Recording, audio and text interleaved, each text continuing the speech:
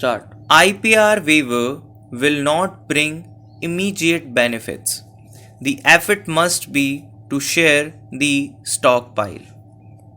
The Biden administration's announcement that it would support a waiver on intellectual property right IPR for the production of COVID-19 vaccines appeared to catch the world off guard on both sides of the argument. Stop. The original proposal for the relaxation of TRIPS for such vaccines in the context of the ongoing pandemic was drafted at the WTO by India and South Africa last year. Stop.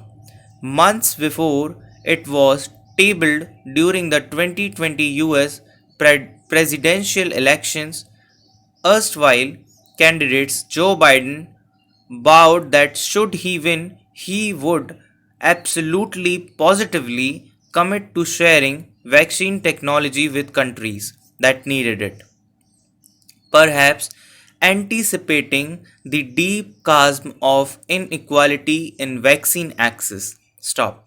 Now that his administration has proclaimed its intent to fulfill that promise, it must come as a bitter realization that what sounds like a well intentioned pro developing countries policy stance has been rebuffed by major EU nations and met with counter suggestions that might make even the most liberal US Democrats uncomfortable. Stop.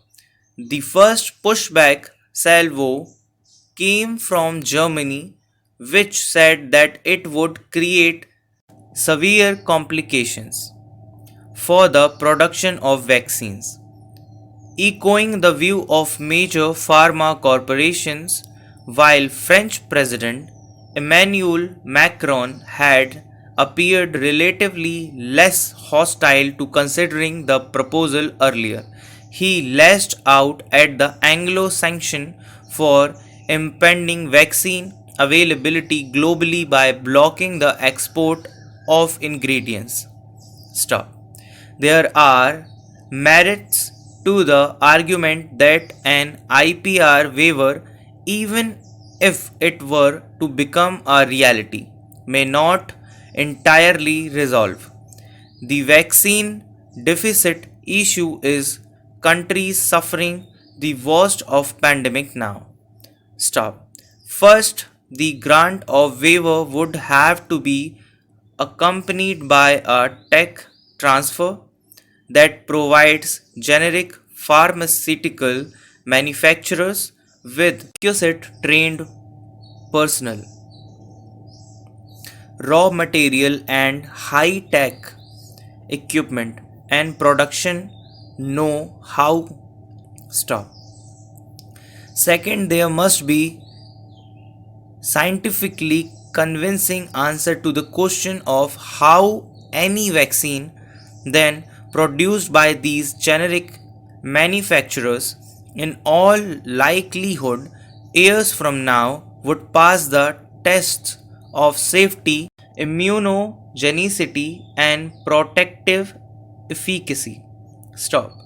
Third, the impact on global supply chains for vaccine production should be examined.